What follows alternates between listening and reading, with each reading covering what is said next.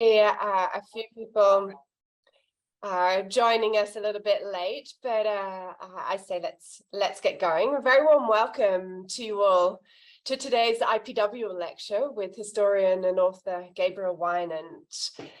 Today's event is part of the IPW lectures, which is the regular lecture series of the Department of Politics here at the University of Vienna.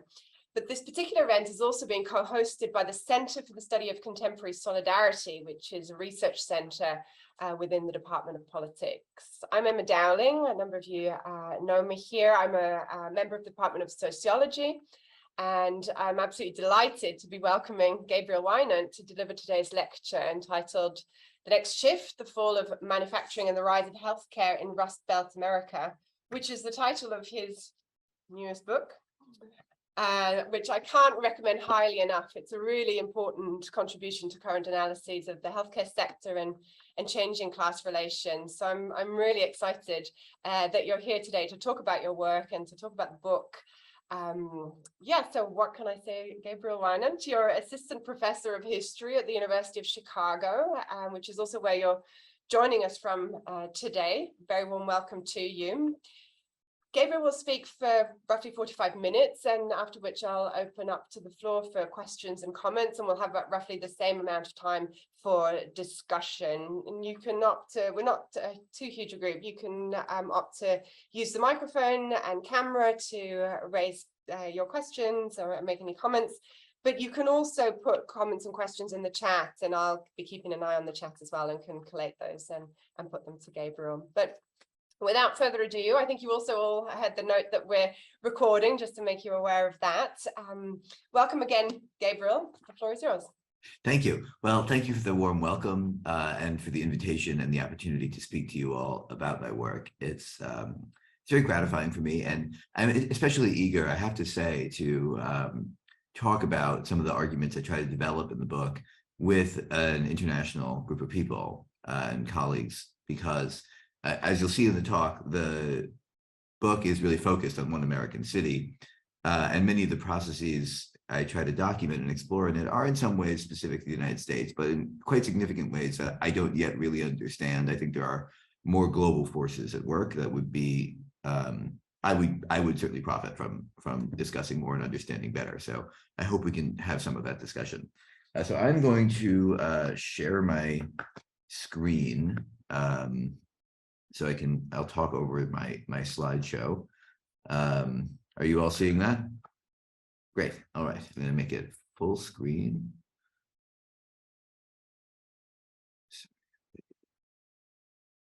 Very good. Okay. That's the book. You see that already. So I want to start with, speaking of provincial American elements of the story, I want to start with a particular genre of news coverage that we became very accustomed to and quite sick of in the United States during the kind of political emergence of the Trump phenomenon, and which I would wager has its kind of equivalents across the global north. And this consists of a journey by a metropolitan reporter to a deindustrialized economic peripheral region, in this case, what we often call the Rust Belt, to the classic version here, as you see with the New York Times, sit down with working class people in a diner and try to understand what's going on for them, that they would be voting for Trump. There have been thousands of these stories in the last 6 or 7 years in the United States. I imagine you all are sort of familiar with this genre. So here's an instance from Indianapolis. As you can see, can Trump save their jobs? They're counting on it. And I pay attention to these stories because of my interest in deindustrialization, although I find them very irritating. And I started to notice that almost without fail, in fact, they include a passage like the one highlighted here. Here it's about the granddaughter of the union president at the local factory, which has been closed down, a young woman named Haley Duncan, who is, quote, about to finish college and take a job in healthcare that pays $14.50 an hour. Here is an example from Williamson, West Virginia. That's Appalachian coal country, where, again, the New York Times has journeyed to try to, get to know the mind of the coal miner. However, there are very few coal miners remaining, in fact, in West Virginia. And so who they interview instead is a former miner's wife who, quote, took an offer from miners' wives to train as phlebotomists, although there are now so many phlebotomists because there are so many miners out of work that this labor market is flooded. And then they also interview, as you can see, a respiratory therapist working in a pulmonary clinic that treats black lung disease, the classic occupational disease of coal mining. Here we go to Johnstown, Pennsylvania. That's a steel town in central Pennsylvania, where the journal Politico repeatedly traveled to interview their kind of native informant, a retired nurse who would tell them about the minds of steelworkers. And here, finally, another steel town outside Pittsburgh, where the New York Times went and interviewed a technical support worker at a hospital named Josh Turkovich. So this is a kind of interesting pattern, it seemed to me, where there is a kind of desired image in the kind of, official political discourse of a particular kind of worker that as with the politician, as with, I think our own colleagues in many sectors of academia, the journalist hopes to find and make to speak. And yet instead, whom they find and make to speak are these healthcare workers whom they're not looking for. And in fact, they're not looking for them to such an extent that they're not able to recognize that this is the pattern. However, it is a quite striking pattern, it turns out. And I think it bears some on the development of historical class analysis in interesting ways, or at least it opens a door for us to begin to consider the trajectory of labor and working class history and the kind of intellectual tools that we use to do it. Each of those towns that I described was once a kind of center of industrial work of some kind. In each of them, as in the United States as a whole, the category that the U.S. Census calls healthcare and social assistance is now by far the largest sector of employment.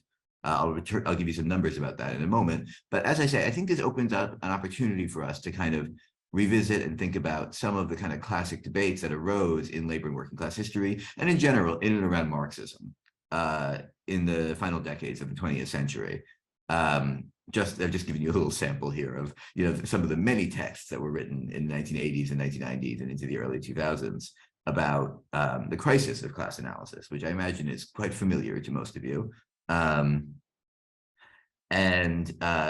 At least in US labor history, the way that crisis developed was a perceived challenge from the perspective of what we often call the cultural turn, which, from my perspective, quite rightly, asked labor historians why it is that social class would have a kind of objectivity and material determinacy that makes it analytically always and in every instance prior to race and to gender and to sexuality and to other kinds of social categories. Why would social class not be, as these critics asked, also in some way mediated through language, through the formation of subjectivity and so on? And in general, US labor history was quite resistant to that, to trying to grapple with that question, as I think labor history in many countries was, to its detriment.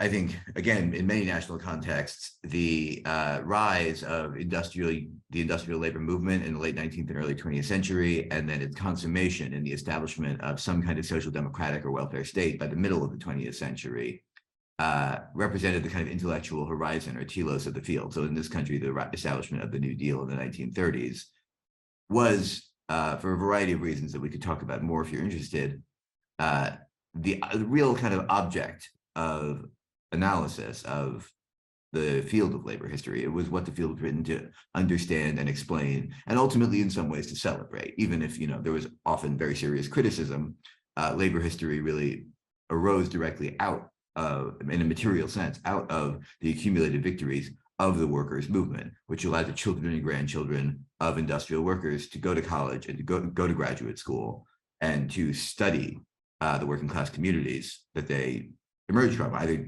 directly in some cases or in a kind of metaphorical way. And this, I think, and really across fields of study connected to Marxism or connected to class analysis, this generated a tremendous amount, ultimately, of confusion or conflation between the kind of more abstract categories of Marxism that we would use in general to think about social class and to carry out class analysis, and the particular classic instance of the industrial working class as it arose in the late 19th century, as it consolidated by the mid-20th century. The particular conditions of that class became conflated with the category of social class, which is what made it so brittle, I think, analytically, in response to the challenge of the cultural turn and the question of why the kind of particular gendered and racialized formations that did, in fact, structure that particular class formation, it's why it was so dangerous to acknowledge and take on board that criticism. And so there was a kind of fetishistic image of the industrial worker that arises out of that intellectual process, it seems to me. So I wanted in my project to kind of try to find a different way of representing, and forgive me for the pun, representing class in new light. And it seemed to me that the transformed division of labor, the transformed social division of labor in the late 20th century was an opportunity to do so. Insofar as industrial work has dried up in the United States and across much of the global north, and that has resulted not in a kind of post-work utopia, obviously, but in new forms of labor market exploitation and inequality. It seemed as though there might be an opportunity to really explore historically what is different between phases or episodes in the sequence of class formation, and in so doing, to try to separate out what's specific about any given episode, such as that of the industrial working class or other moments, and what's more general to the terms of class analysis, and thereby to try to make class analysis somewhat more supple and flexible and able to accommodate some of the criticisms that were developed of it in the 1980s, 1990s. So my device for doing this was to try to think about the rise of what we often call the care economy, which attends the transformed gendered division of labor that occurs over the course of the late 20th century in this country. So here on the right is a graph of women's labor force participation in the United States. You can see it begins to rise gradually in the 50s and 60s, and then there's a quite rapid period of increase from the early 1970s to the end of the century, at which point it levels off.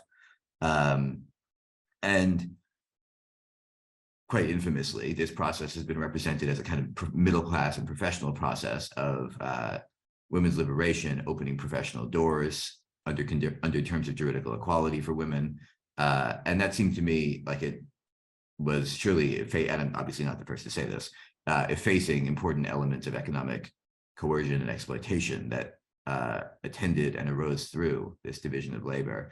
So in the United States, the category that we call the care economy, which encompasses healthcare, education, forms of food service and domestic work, childcare, accounted for 56% of all new low-wage jobs in the 1980s. Low wage here means the bottom quintile of the wage structure. 63% in the 1990s, and 72% of all new low-wage jobs in the 2000s. So this increase clearly has some connection to intensifying labor market inequality. And this in turn means that the closing of the factory, the large-scale entry of working class women into the workforce over the course of this period of time should present us new opportunities to think about social class and class conflict and class formation in somewhat new contexts. So my case study site for doing this is the city of Pittsburgh. Pittsburgh was the center of the American steel industry from the late 19th century until 1960s and 70s. It ultimately had widespread factory closure in the 1980s. And here on the left is an image of one of its many steel mills at the middle of the 20th century. And I just want to point out this image to you on the right. This tower is U.S. Steel Tower, built to be the headquarters of what was the first billion-dollar corporation in world history, U.S. Steel. And today its largest tenant is the University of Pittsburgh Medical Center, UPMC. So they had to take USS off of the tallest building in the city and put up UPMC. UPMC is today the largest private employer in the state of Pennsylvania. It operates several dozen hospitals and employs over 100,000 people. And UPMC became somewhat infamous for its poor wages and working conditions over the last couple of decades as it expanded, in particular in 2013, before a federal administrative labor dispute hearing argued that it has no employees. As they said, quote, UPMC is a holding company which holds certain ownership interests in other entities. UPMC has such directors and officers as are legally required to maintain its corporate existence, but has no employees. And this was, as you can imagine, quite aggravating to the 100,000 who worked there, many of them for $10 or $11 an hour. But I learned over the course of my research that this is not the first time a claim like this has been made, even by these particular institutions. And so this will take us into the kind of historical part of the argument that I'm going to develop. In 1940, at the moment of the emergence of industrial unionism in Pittsburgh, shortly after the steel industry itself had been successfully organized, workers at Pittsburgh hospitals attempted to form unions. And as you can see in this 1940 newspaper headline, the hospitals sued the unions and won a court injunction forbidding them from picketing, which is essentially to forbid them from successfully striking, on the grounds that these institutions are not employers. So the same argument, again, in a quite radically different moment. Now, the particular legal logic was different, but I think what's important here is that in both cases, we see hospitals positioning themselves legally as exterior to the employment relationship, and in fact, exterior to the economy itself. And this becomes a quite challenging problem when we think about the long-term labor market trajectory in which hospitals are situated. So here in this graph, you see the labor market trends in just the Pittsburgh region. The dashed line is metal production employment, and the solid line is healthcare and social assistance. And you'll see they form a quite perfect X, crossing over at 1980. So although at this point, at the beginning of this process, hospitals said they were not employers, and at this point at the end, hospitals said that they were not employers, they are in quite a different situation. They are playing quite a different social role across this period of time, throughout which they maintain this position. But it began to seem to me as I did this research that there might be some relationship. It might not just be kind of two processes running in parallel, but there might be a relationship between the decline of one sector of the labor market and the expansion of another. And that's the core of the argument that I'm going to make to you all today. This is an intuition that was somewhat validated when I actually mapped out what the distribution of healthcare work geographically across the United States is. So these are the top 25 urbanized counties in the United States, sorted by the percentage of their workforce that is in healthcare and social assistance. So in other words, if you take urbanized counties and any place larger than 1 million, I think was my criteria, and sort them by how much of their workforce is in this category, these are the top 25 you get. And I imagine some of these place names will be familiar to you all, but here is Pittsburgh at position 6 on this list. You have to get all the way down to St. Petersburg, Florida here before you are in a place other than the formerly industrialized Northeast and Midwest. There's a very distinctive geographical pattern that emerges here. Healthcare work appears as a kind of statistical and geographical after image of industrial work. And so I wanted to understand this problem, and it seemed to me that that required me to go back to the post-war period, the so-called golden age of capitalism, and to try to grasp some of its instabilities and internal contradictions if I was going to explain how it transformed into something else. If I was going to remove it from the historical parenthesis that the concept of a golden age of capitalism seals it up in, and instead try to see class as a kind of fluctuating and pulsating and always uneven set of configurations and social formations, that would require also seeing the steel worker in a different light in order to make visible the healthcare worker in the present, who is kind of still forced into the shadow of the after image of the steel worker. And what I found was that class relations in the post-war period were much more turbulent and much more difficult, in fact, from the perspective of even an individual blue-collar worker, factory worker, even at the height of the post-war boom, at the height of the occupational hierarchy of an industry like steel. Here you see an image of workers on wildcat strike. outside of a steel mill in Pittsburgh, and you'll note the numbers that have been drawn on them. Those numbers are drawn by management who took this photo in order to be able to identify the workers who had participated in the wildcat strike, to match names to faces so that they could then discipline them for their illegal strike activity. And it's indicative of a larger set of tensions that were playing out within the steel industry and within many American industries in this period of time. Here you see the relationship between steel prices, which are this small dashed line, general consumer prices, which are the solid line, and steelworkers' wages, which, as you can see, are outpacing them quite rapidly, or rather employment cost per hour in steel, which includes wages and benefits. And so steel was still profitable because it's a capital intensive business, so employment costs are not all of the costs.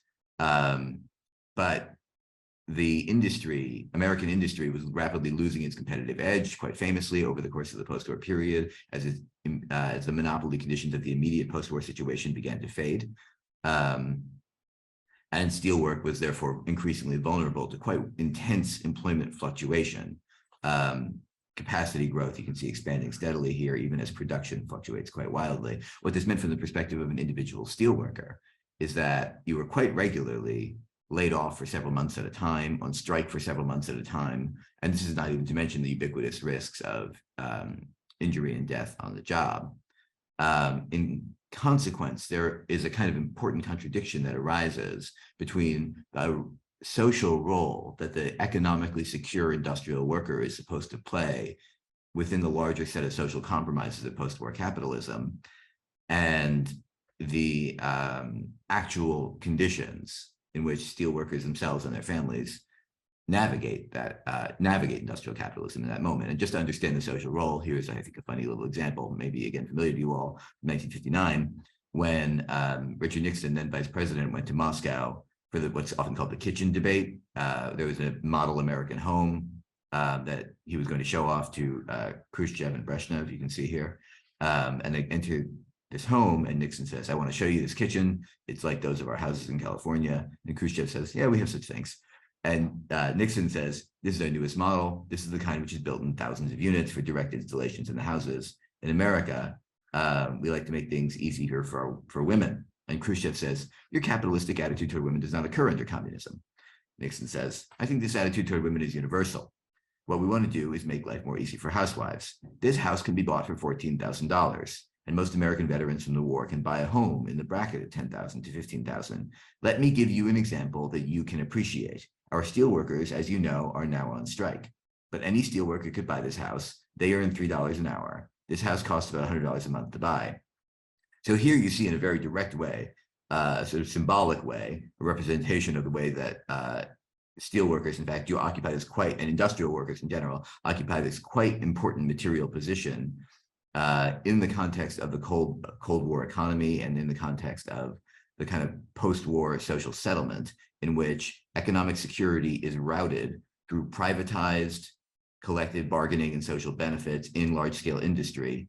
It's industrial workers protected by their private sector negotiations with their employers, who then gain access to economic security, which they then confer upon their families through relationships of marriage and parenthood. So that then gains quite significant ideological presence in the Cold War context. However, it doesn't actually really hold up. Steelworkers, although in this period they do make around $3 an hour, if you assume that they're employed in a steady way, that first of all would not even allow them on average to own a home in Pittsburgh. Yeah, there's this data is from a study of steelworker consumption in Pittsburgh. The average steelworker making $336 at an annualized rate rents a dwelling, which is 4 rooms, buys a few items of clothes for their child each year, each of their 2 average children each year. And even this, it turns out, is like slightly higher than the average standard of living for steelworkers because of the ways that they are quite frequently out of work for several weeks or months at a time due to layoffs, strikes, and injuries. So they're actually in a much more precarious situation than the kind of haze of the post-war golden age idea allows us to generally see. And in turn, the wives and daughters of steelworkers have to engage in very intense social reproductive labor, not just to keep them going, not to just have the steelworker's body ready, clean, fed, rested for the next day of work, but also to keep them as much as possible in conformity with the image that Richard Nixon kind of painted for Khrushchev. And that's not just a kind of vague discursive idea, although that's an important element. It's not just symbolic. Because marriage is the system through which economic security is routed into the private sector, through the employment relationship into civil society, right? Because the welfare state is accessed by the broader section of the working class than just the employees themselves through marriage and family, it's materially imperative to hold families together. And heterosexual marriage is essentially mandatory for women, working class women. The whole welfare state combines in a variety of ways to enforce it upon them, which means that they have to not just make sure that everyone is cleaned and fed and rested, but also that the family itself is able to represent and see itself in something of the terms that Nixon describes to Khrushchev, which you can see quite nicely in this photo, I think, where the husband is shaving, getting ready to go to work in the mill. His children are sort of play acting as him and sort of looking up admiringly at him in this quite crowded kitchen where clothes are hanging, where there's a washer right here in the kitchen, and where she is, of course, cooking. So to better understand this at a kind of objective level, we can see how industrial cities like Pittsburgh, that are specialized in forms of manufacturing work, develop these very distinctive gendered divisions of labor, which kind of exemplify and in fact exaggerate the larger post-war pattern that Nixon is describing. In 1960, married women in general participate in the labor force at a much lower rate in Pittsburgh than nationwide. You can see how large these gaps are. And it's interestingly, this gap is especially large for African-American women because Black steelworkers have an unusually wide avenue into relatively secure, for the time being, industrial work compared to African Americans in general, many of whom are still in the South at this point, or in places where there's not an equivalent kind of economic niche to allow Black families to temporarily gain hold of a single breadwinner family. So there is a moment in time where it would appear in a place like Pittsburgh, like the single breadwinner family, or what's often called the family wage, is possible, particularly for white people, but to some extent even for African Americans, which then forms a kind of larger relative anomaly in a national context. That's going to turn out to be illusory, but there's a moment where it appears like it might be possible to attain the family wage standard, and families then are both kind of attracted and forced into compliance with that in very large numbers. However, just to reiterate, attainment of that standard is never quite fully attained. It's never quite fully in reach, and it's a tremendous amount of effort in a kind of constant way to socially reproduce the family in these conditions, because of the instability of steelwork itself, because of the tolls that it takes on all of the individuals who participate in the steelworkers' world, both the workers, the men, the breadwinners themselves, and those around them. Steel mills run 24 hours a day. They are tremendously polluting. They're extremely dangerous. And so this immediately begins to have a whole host of consequences for steelworkers' wives. They have to know, as you see in this quotation here, which sirens and whistles from the mill mean a particular kind of emission is about to come from the smokestack so that they can go get the clothes down. They have to scrub grease and silt and filth with often lard. They have to scrub it with lard to get it out of their husband's clothes at the end of the day. They often have to cook multiple versions of each meal because they live in these kind of compound households in which there might be several families kind of sharing a house that the older generation owns, and the different men are coming back to eat meals at different times of day because of the different shifts. They might be doing laundry therefore at night, as you see in this quotation from the diary in the background. Washed clothes all day today. Ted went out 4 to 12, that meaning 4 p.m. to midnight, for his first 4 to 12 shift in a long time. I sorted clothes and ironed till 20 after 1, and then we both went to bed at about 1:30, pretty tired tonight. And the reason that she's doing laundry at night, the woman keeping this diary, is that nighttime is when your children don't need you. And so steelworkers' wives are constantly having to make these kinds of calculations about, again, how to try to not just secure the material social reproduction of their families, but to try to keep their families in compliance as much as possible with the kind of Nixon image. This, of course, also involves a significant quantity of direct forms of what sociologists sometimes call nurturant care, more embodied forms of tending to the old and the sick and the young and the disabled. And as we know, and I'm sure you all know, a very large quantity of kind of informal chronic healthcare provision is provided by women family members within the home. That has remained sociologically true in many different societies across much of the modern period. And that was extremely true in a context where there was such a dedicated labor force of unwaged women for the purposes of social reproduction. Mothers who train daughters to do this, to go take care of their grandmother, to go look in on their aunt. And this is part of the kind of seemingly natural or naturalized reproduction of gender over time, the acculturation of young women into these kinds of practices. As one steelworker's wife says of her husband's sickness, "I just took care of him because I had no other ways for no one to come and take care of him, because he didn't want nobody but me to take care of him." Many, many such versions of such stories.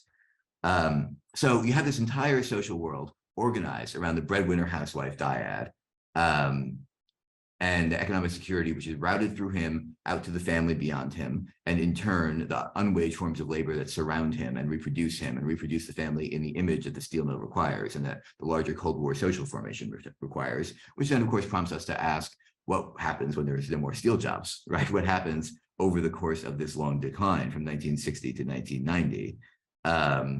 What will that do to a social formation like the one I've just described to you? Well, first of all, its first effects appear in a racialized form. African-American workers across American industry are typically the first to be fired in a downswing, economic downswing, the last to be rehired. And as there's kind of more permanent forms of displacement due to trade and automation, are the first to lose their jobs permanently. The result of this is that even that kind of brief moment of labor market anomaly in which a relatively small proportion of African-American men compared to white men, but large compared to African-American fortunes nationwide, attain those family wage jobs, that anomaly is wiped out over the course of the 1960s. And in essence, Black Pittsburgh enters into neoliberalism several decades before white Pittsburgh does, in terms of kind of large-scale underemployment and the attendant forms of policing and punishment and social discipline of different kinds. This then generates, Fordism enters into crisis first for African Americans, and this then generates a kind of crisis of reproductive labor and social reproduction for African Americans first, which leads, in particular, Black women to begin to politicize the question of social reproduction across the industrial United States in the late 1960s in the form of the welfare rights movement, which is explicitly an attempt politically to detach social reproduction from its anchor in industrial employment and in access to social citizenship through private sector unionized jobs, which had been the terms under which the working class had gained access to social citizenship. Movements like this win many small victories, but they do not succeed in that larger goal. At the same time, also, African Americans are employed on the margins of the labor market in workplaces that are not part of the kind of post-war social bargain between labor and capital, but rather, for various reasons, I'll return to this in a couple of minutes, are sort of exterior to that bargain, one of which is hospitals, right? Hospitals, as they argued in 1940, are not covered by labor law, are not employers for purposes of labor market regulation. And so hospital workers in the 1960s do not have legal protections to form unions. They're not covered by the minimum wage. This means that they hire from the most vulnerable sectors of the labor market, meaning in particular African Americans and women in a place like Pittsburgh. So across, again, American industrial cities in the late 1960s, the civil rights movement sort of spills into hospitals, and Black workers begin to engage in forms of militant action to attempt to form labor unions by essentially just sort of through their militancy to coerce their employers, even though they have no legal protections for that, to engage in that process in the way that other kinds of workers would do. And this is, of course, the reason that they describe their employment situation at a Presbyterian hospital as a dictatorship and as a plantation, right? This is not purely kind of rhetorical hyperbole. What they're saying is that they don't have the legal protections and forms of legal and social citizenship that other kinds of workers have. And so both in the welfare rights movement and in these kind of early forms of hospital workers organization, which hospital work emerges by the end of the 1960s as the largest sector of employment of African Americans in Pittsburgh, we see kind of contestation of the early disintegration of the Fordist social compact. But again, to return to this kind of larger scale economic decline, there are also an important set of longer term sort of social and demographic processes that result or that attend this kind of lengthy process of deindustrialization. In this country, we often think of deindustrialization as a sudden snap in 1980, when the Federal Reserve rapidly increases interest rates and the whole wave of factories close. And it is steeper in this decade, as you can see, but obviously we're not capturing the entire picture if we begin the process here. So one element of this kind of larger socio-demographic transformation is the population ages significantly. Again, across the industrial United States, I think across the global north, we see versions of this in deindustrializing places. So the Pittsburgh area is the top row here in the United States in general. It's the bottom row. This is the percentage of the population over 65. You can see in 1970, there's a small discrepancy. It's growing quite significantly by 1980. And by 1990, the percentage of the population over 65 in Pittsburgh is quite a lot larger, 50% larger than the US population over 65 proportionally. In fact, by 1990, the county in which Pittsburgh sits becomes the demographically second oldest county in the country, after Broward County, which is the county in Florida where all the, where everyone retires to. And that's like where the Florida kind of retirement community reputation comes from. As one woman said to me in an interview, mine's a generation that half of us are gone, especially the guys. And this is not an untrue impression. There's a significant gendered discrepancy in migration patterns. But I want to take a moment and kind of backtrack quickly here to talk about the healthcare system, which is important to this overall argument I'm developing for you all. In the 1930s and 1940s, as the industrial union movement emerged and consolidated its gains in the moment of the formation of the American welfare state, there was a widespread belief and ambition that socialized health insurance would arise through the same process as old age pensions and cash assistance for unemployment and other similar reforms. This did not occur.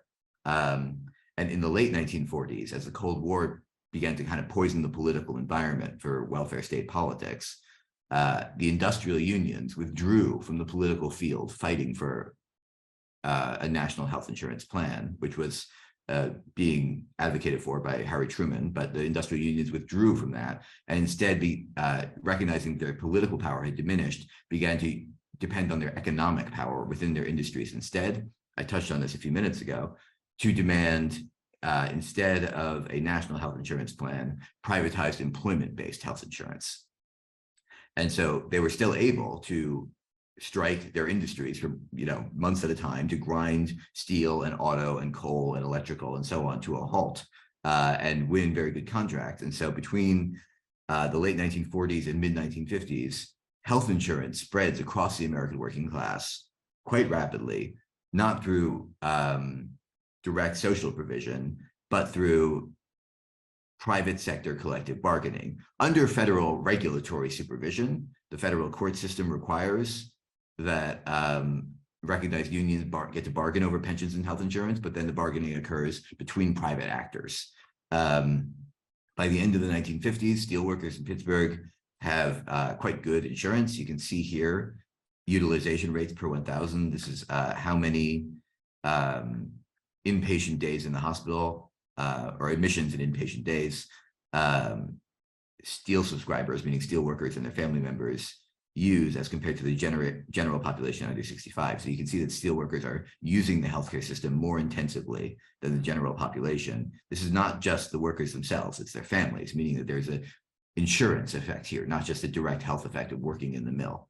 That is driving higher rates of utilization, and it's establishing a market. So in response to the establishment of this market, hospitals begin to grow quite rapidly across industrial America in the 1950s, 60s, and 70s.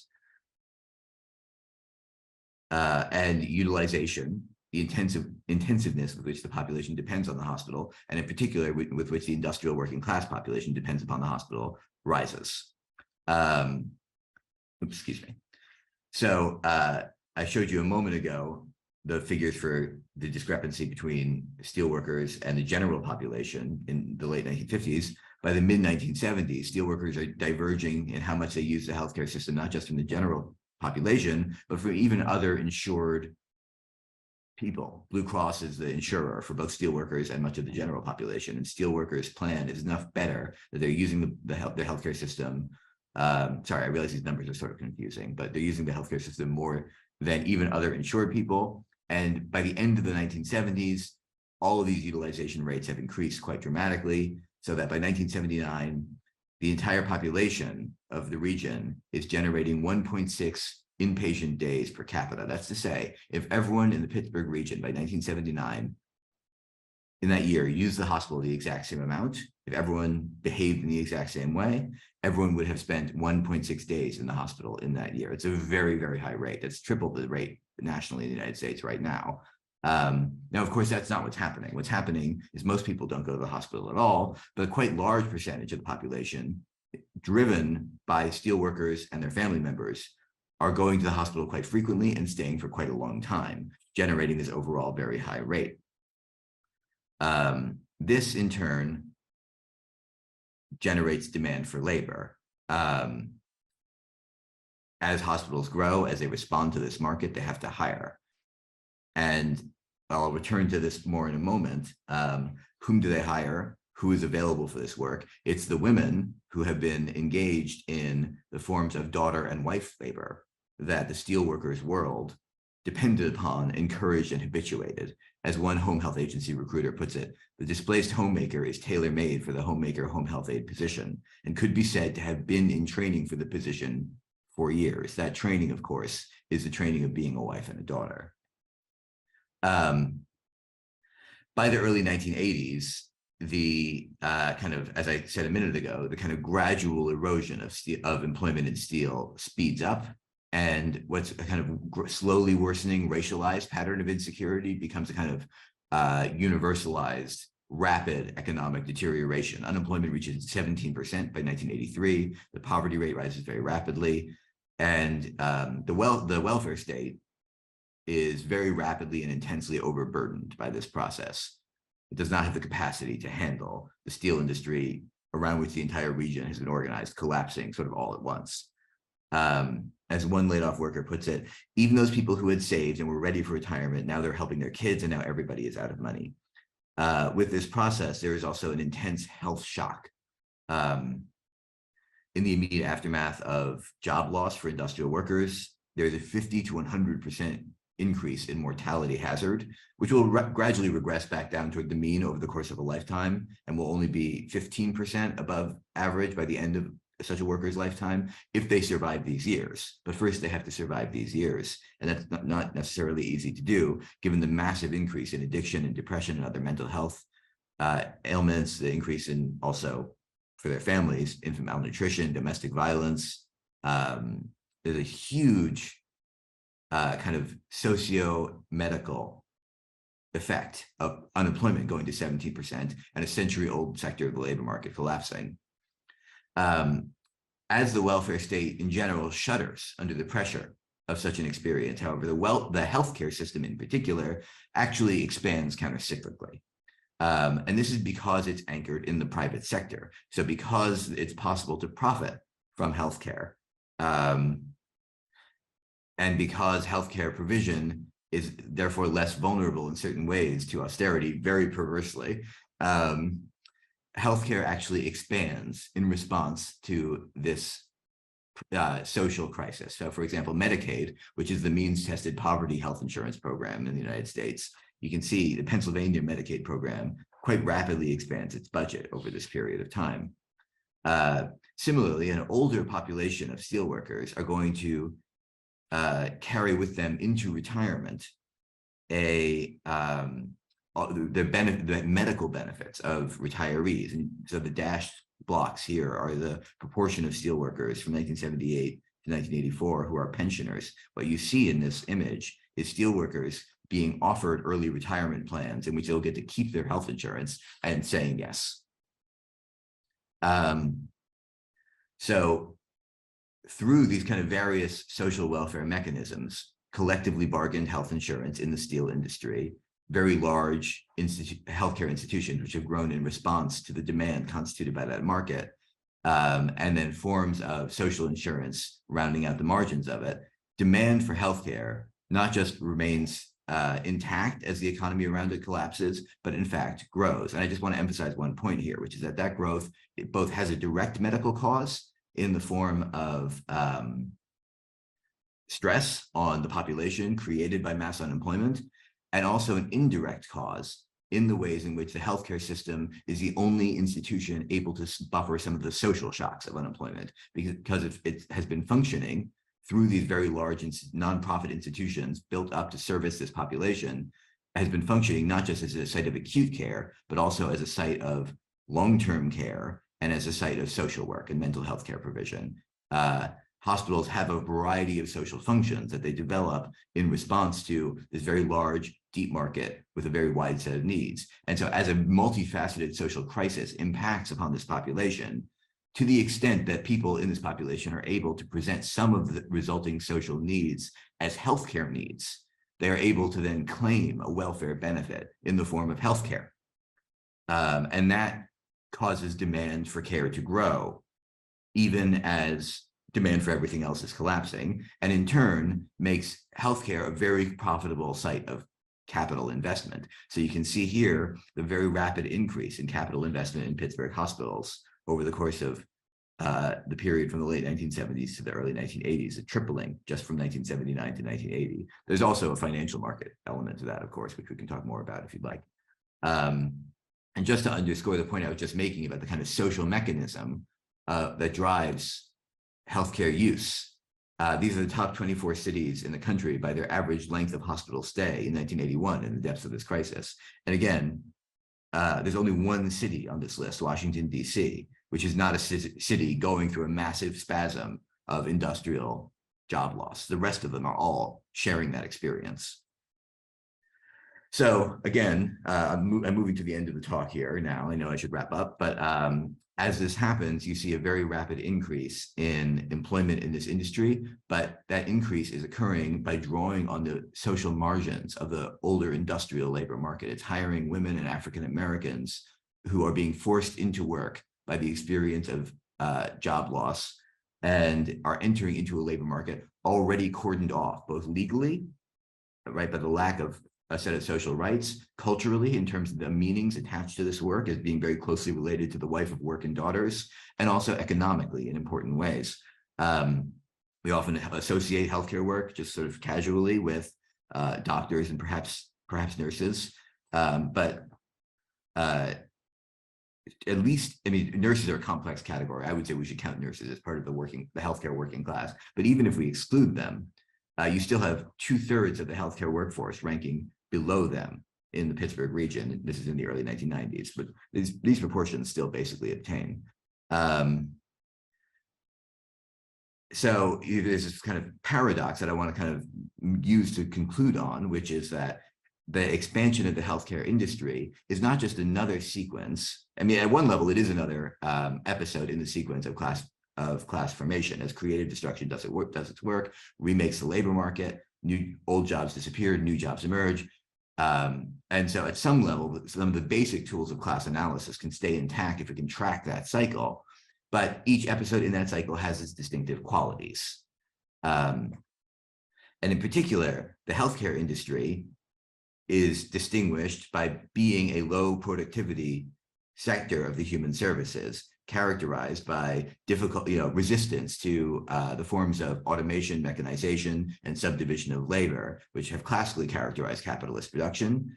In consequence, employment in this industry and demand for the services it provides have expanded enormously, and yet working conditions have continued to remain stagnant or even deteriorate. And this is accompanied, of course, from the consumer perspective, by skyrocketing prices. So all of the phenomena that we would associate with a kind of episode of expansion of capitalist development are missing here.